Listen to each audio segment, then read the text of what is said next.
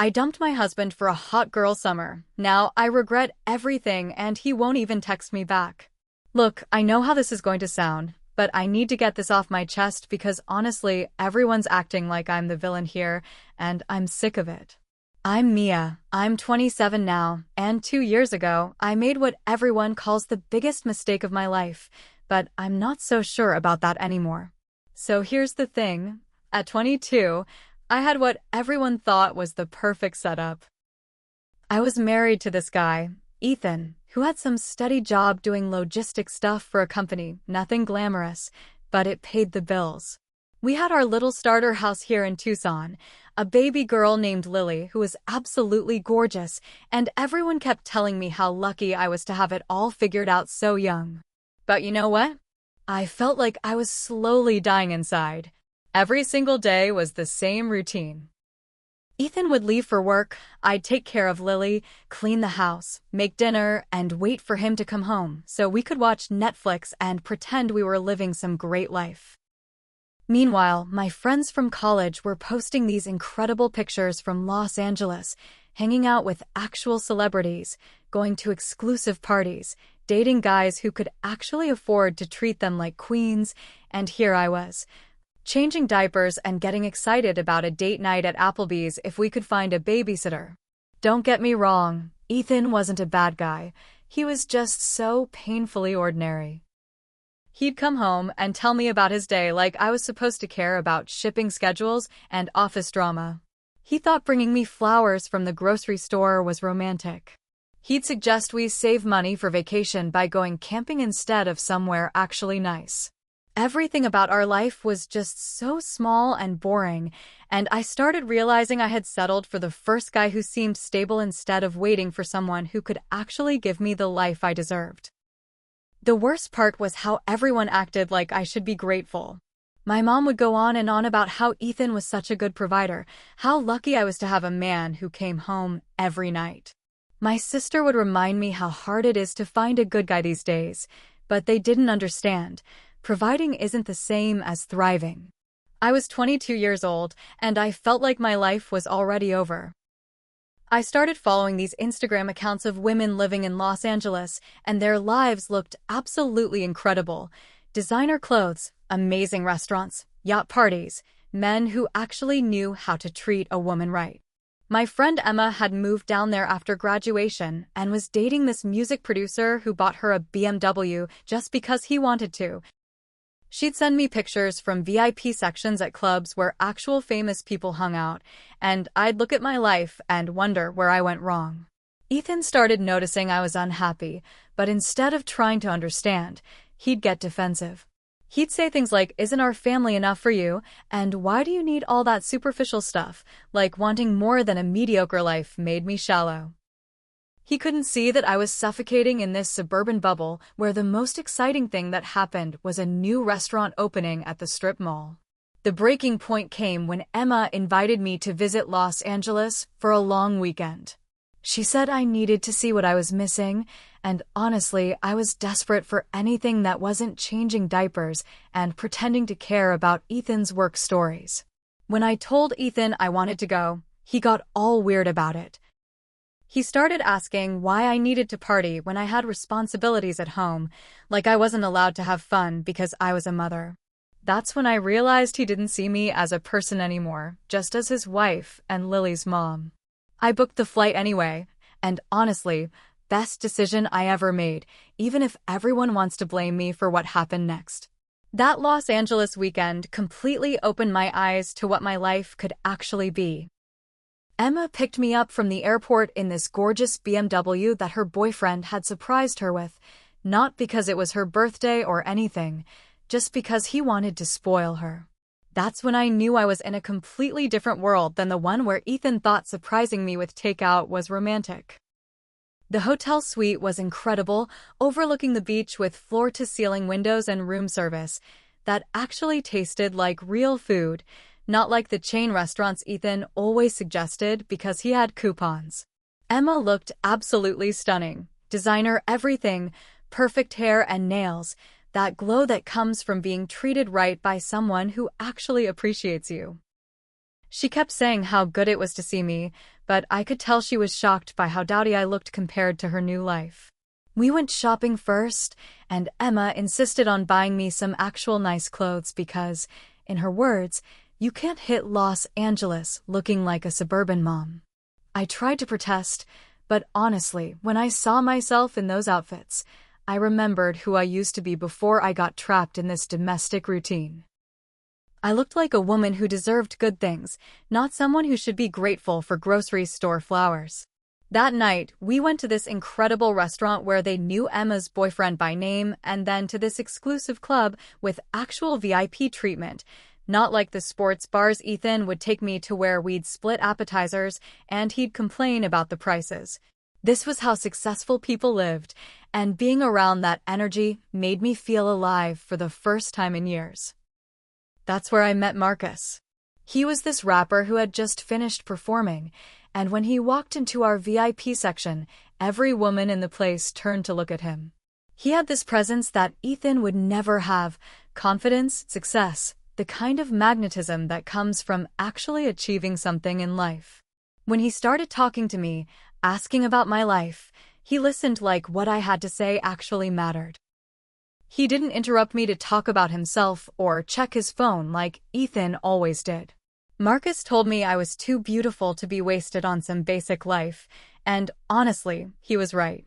He said he could tell I was meant for more than whatever small-town situation I was stuck in. When he asked for my number, I gave it to him without even thinking about it. For the first time in years, I felt like a desirable woman instead of just someone's wife and mother.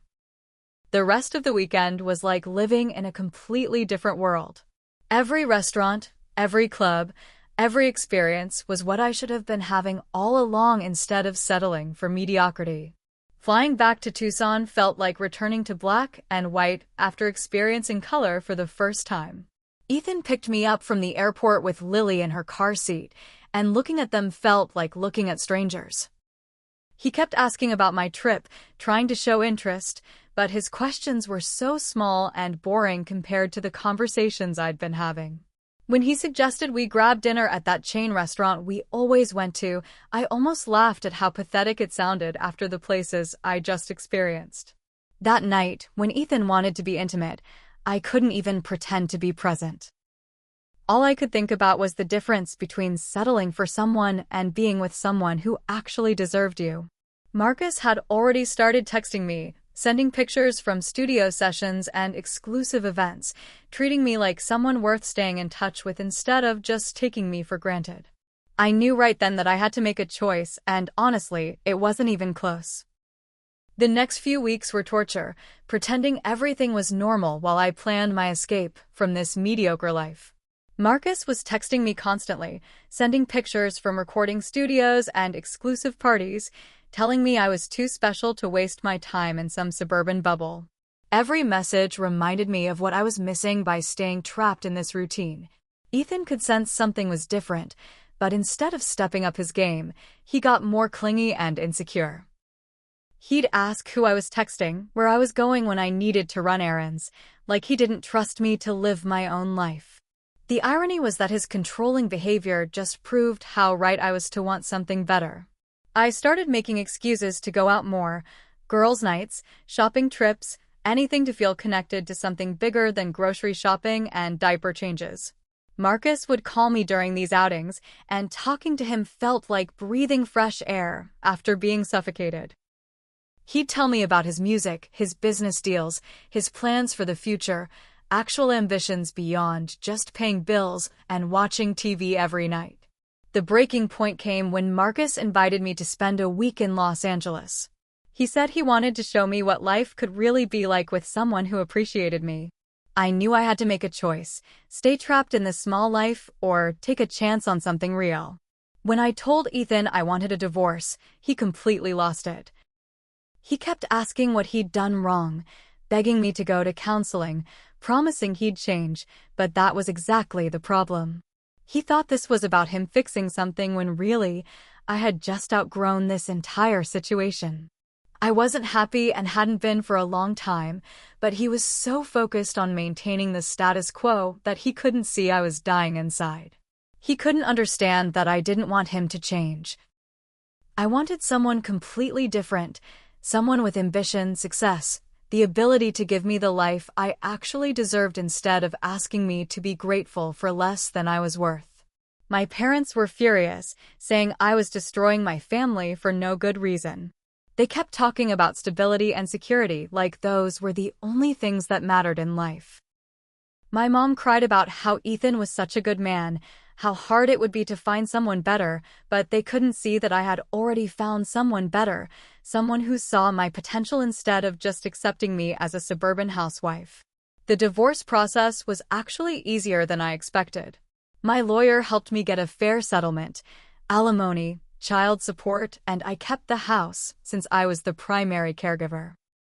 Ethan was so desperate to keep me that he agreed to everything without much of a fight. I felt bad for him, but not bad enough to sacrifice my happiness for his comfort. Everyone acted like I was being selfish, but honestly, wouldn't it have been more selfish to stay and be miserable? Lily deserved a mother who was living her authentic life, not someone who was slowly becoming bitter and resentful about all the opportunities she'd missed. The day the divorce was finalized, Marcus flew me out to celebrate. We went to this incredible restaurant where the waiters treated us like celebrities, and I felt like I was finally where I belonged. This was what my life should have looked like all along, being with someone successful who could actually afford to treat me right. I started spending more time in Los Angeles, leaving Lily with my parents or with Ethan for extended weekends. Everyone acted like I was being irresponsible, but I was finally living for myself instead of everyone else's expectations. Marcus's world was everything I'd been missing: other artists, producers, people who understood ambition and refused to settle for ordinary lives. When Ethan would call about Lily or try to discuss schedules, his voice sounded so defeated and small. Part of me felt sorry for him, but mostly I felt relieved that I'd escaped before wasting any more years on someone who would never be enough. Living the Los Angeles lifestyle turned out to be more complicated than I'd imagined. If I'm being completely honest, Marcus was incredible when we were together, but he traveled constantly for shows and business meetings. I spent more nights alone in hotel rooms than I'd expected, waiting for him to finish work or wondering when he'd be back from whatever recording session was running late. The other women in his circle weren't exactly welcoming either. They had this competitive energy, always sizing each other up and making subtle comments about who belonged and who was just visiting. I tried to fit in, but there were all these unspoken rules about how to dress, how to act, what to say around certain people. Back in Tucson, at least I knew how to navigate my social circle. When I'd call Marcus feeling lonely or uncertain, he'd tell me that's just how the industry worked and I needed to be more independent. He wasn't wrong, but it stung that he couldn't understand how isolating it felt to be in a new city where I was basically just someone's girlfriend instead of my own person. Meanwhile, Ethan kept sending me pictures of Lily at her activities, soccer games, dance recital, school events. He never made me feel guilty about missing them directly, but seeing those photos hurt more than I wanted to admit. Lily started asking when I was coming home permanently, and I didn't really know how to explain that I was building a better life for both of us.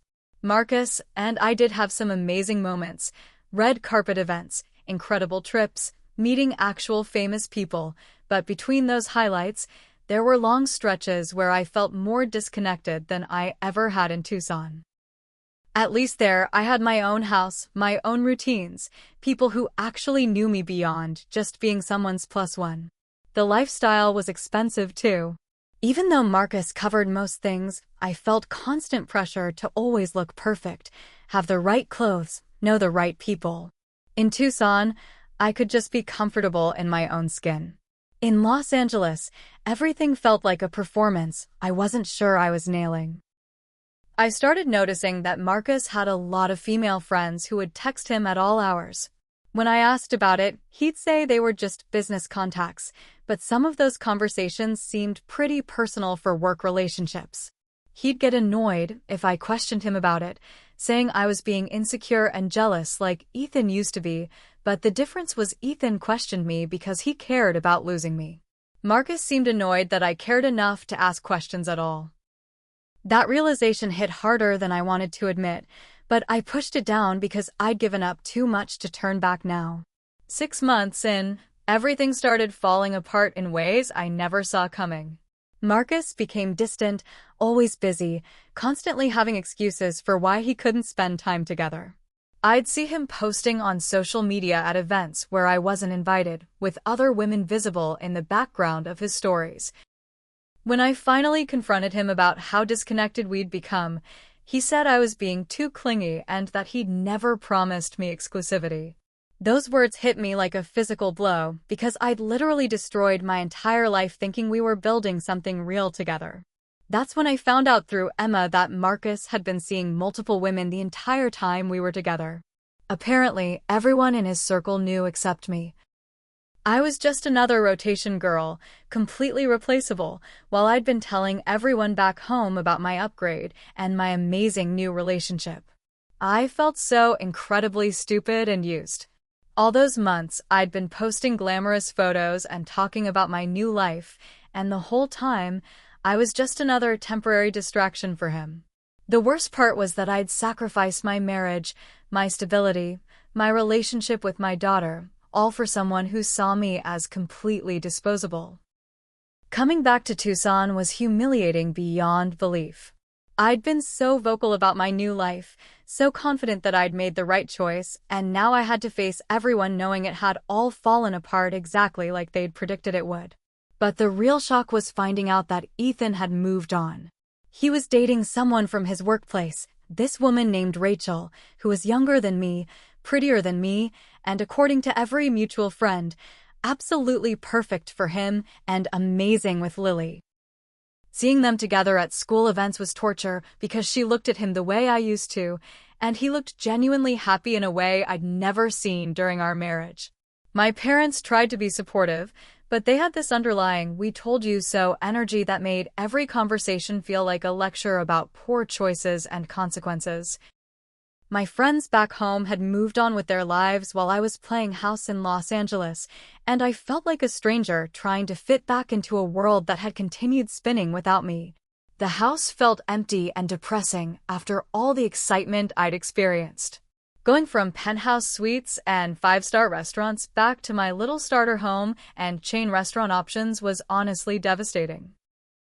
I started spending way too much time scrolling through social media, checking Marcus's profiles obsessively to see what I was missing. He'd moved on to some Instagram model who was everything I wasn't. Younger, more connected in the industry, probably less demanding and needy than I'd been. Watching them together online was like watching someone else live the life I thought I deserved. I'd also find myself checking Ethan's girlfriend's Facebook page, hating how perfect their little family looked with my daughter smiling in their photos. Rachel seemed to effortlessly be everything I should have been, supportive, engaged, happy with a simple life that I'd found suffocating. The isolation was crushing, but admitting I'd made a mistake felt impossible when I'd been so confident about my choices. 2 years later, I'm still sitting in the same house, collecting alimony and working part-time at some office where I basically just answer phones and file paperwork. It's mind-numbing, but honestly, it's all I can handle right now because my confidence is completely shot. Marcus's engagement to that Instagram model was all over social media last month. She gets everything I thought I deserved. The public relationship, the real commitment, the partnership I convinced myself he'd eventually want with me. They just bought some incredible house in LA, and she's pregnant now, getting the whole package I sacrificed my marriage for. Meanwhile, Ethan married Rachel 6 months ago in this beautiful ceremony where Lily was the flower girl, looking absolutely radiant in photos I definitely shouldn't have been stalking online. They bought a bigger house in a nicer neighborhood, and from what I can see, Rachel's everything I never managed to be, content with building a life instead of always wanting more. The worst part is how happy Lily is with them. She barely asks to stay with me anymore, and when she does visit, she talks nonstop about Rachel this and Rachel that. Rachel helps with homework, Rachel makes the best pancakes. Rachel taught her how to braid friendship bracelets. I've become the weekend mom in my own daughter's life, watching someone else be the mother I was supposed to be. My friends treat me like a cautionary tale now. They're all married with kids, living their suburban lives that I used to judge so harshly, and I'm the single one who had it all and threw it away for nothing. They don't say it directly, but I can see it in their eyes when they talk about their husbands and families. They act like I should have been grateful for what I had, but none of them understand what it felt like to be suffocating in mediocrity. I still follow Marcus on Instagram because, honestly, I can't help myself. His life looks absolutely incredible. Grammy nominations, sold-out international tours, that perfect relationship with his fiancée who seems to effortlessly navigate his world in ways I never could. Sometimes I wonder what would have happened if I'd been more patient, more understanding of his lifestyle, less needy about wanting commitment and security. Ethan's doing amazingly well too. He got promoted to some management position, and he and Rachel are trying for a baby now. It's like both of them took everything they learned from being with me and became better versions of themselves for other people. They erased me from their success stories and flourished without me. Everyone's moved forward except me, and I'm stuck here in this house that reminds me of everything I walked away from. People keep telling me I need to focus on myself, maybe try dating again, but honestly, I'm exhausted from searching for something that clearly doesn't exist for me. At 27, I feel like my life is essentially over while everyone else is just getting started with theirs. The worst part is knowing that I did this to myself, but I can't even admit that out loud because then everyone would feel justified in saying they told me so. So here I am, still checking my ex-husband's wife's Facebook page and my ex-boyfriend's Instagram stories, watching other people live the lives I convinced myself I deserved while I sit alone in a house that's supposed to represent my independence, but really just reminds me of everything I lost trying to find something better.